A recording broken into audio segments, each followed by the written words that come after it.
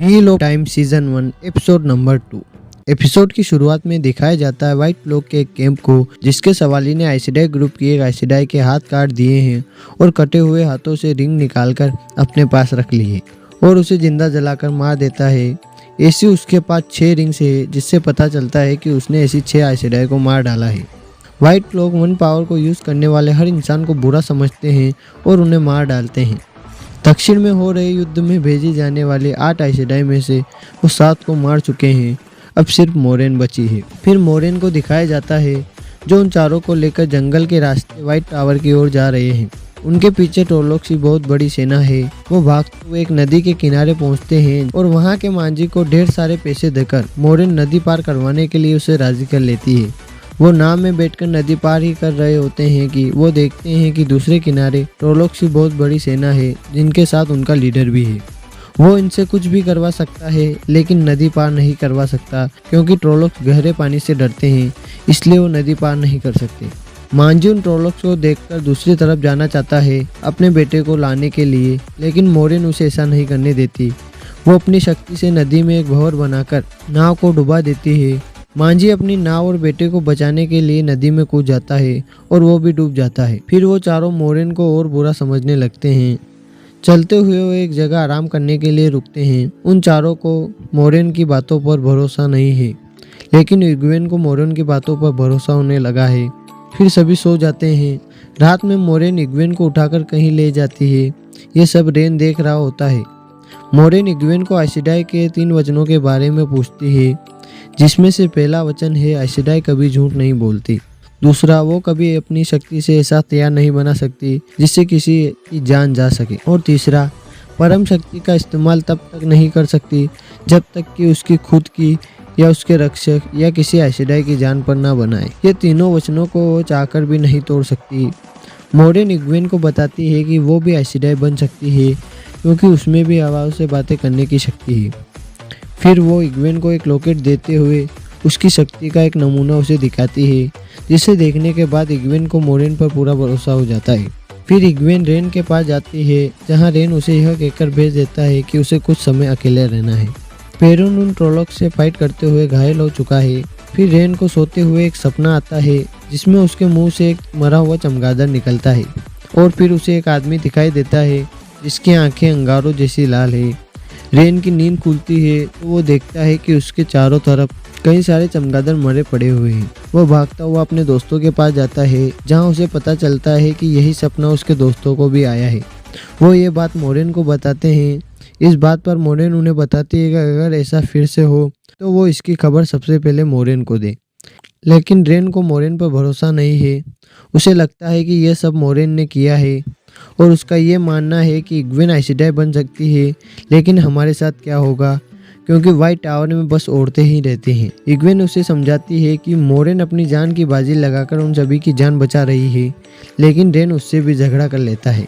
Met उसे समझाता है और फिर ये सब व्हाइट टावर की ओर चल पड़ते हैं। चलते हुए लेन मोरेन को बताता है कि आगे उनका सामना व्हाइट लोग से होने वाला है, तो मोरेन अपनी रिंग निकालकर लेन को दे देती है और उन चारों से कहती है कि व्हाइट लोग को कोई भी आइसडाई या व्हाइट टावर के बारे में कुछ भी नहीं कहेगा।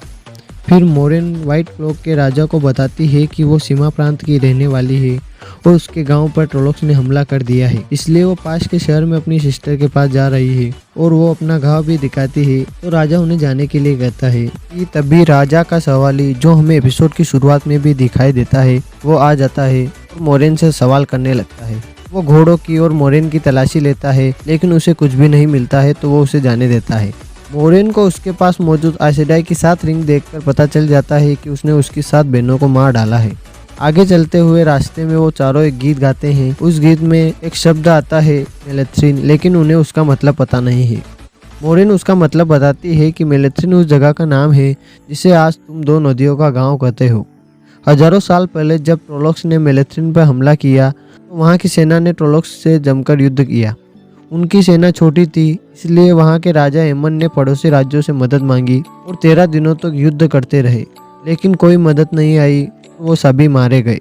तो दूसरी ओर रानी एलरिन ने गांव के बच्चों और बूढ़ों को गुफाओं में छुपा दिया। अपने पति को अपनी आंखों के सामने मरते हुए देख रानी एलरी ने दिव्य शक्ति का इतना कहर बरपाया कि सारे ट्रोलोक्स जलकर खाक हो गए। लेकिन उन्होंने दिव्य शक्ति का इतना ज़्यादा इस्तेमाल किया था कि वो खुद भी जलकर राख हो गई। लेकिन किसी तरह वो छुपे हुए लोग बच गए और उन्हीं लोगों ने ये 2 नदियों का गांव बसाया। और तुम उन्हीं लोगों का खून हो जो आगे चलकर काम आएगा। फिर ये आगे चलते हुए एक जगह आराम करने के लिए रुकते हैं।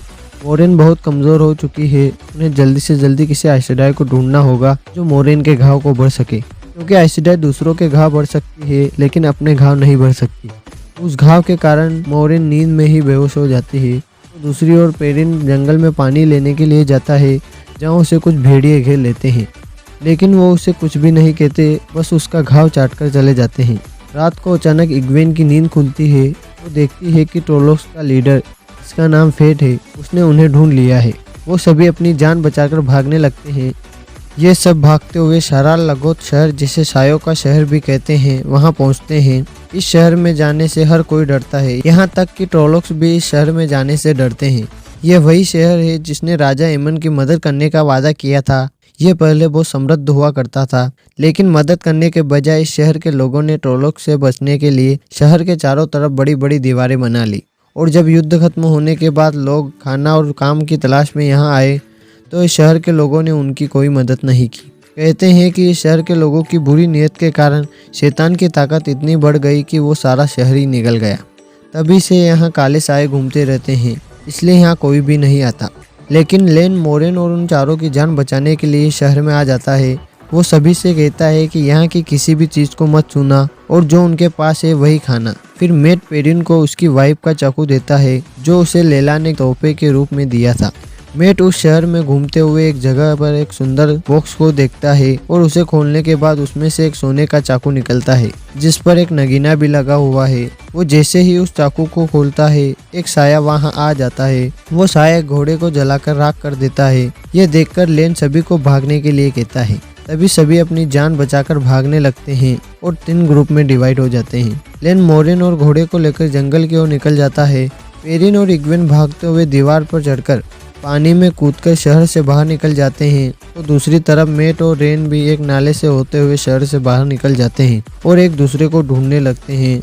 फिर लेन और मोरेन को दिखाया जाता है, जो भागते हुए एक जंगल में पहुंचते हैं, जहां नाइनी आकर लेन के गले पर चाकू रखकर उन चारों के बारे में पूछती है। और ये एपिसोड यहीं खत्म हो जाता है। आपको वीडियो कैसा लगा कमेंट में बताएं, और वीडियो अच्छा लगा हो तो लाइक करें और चैनल को सब्सक्राइब करें। मिलते हैं अगले एपिसोड में।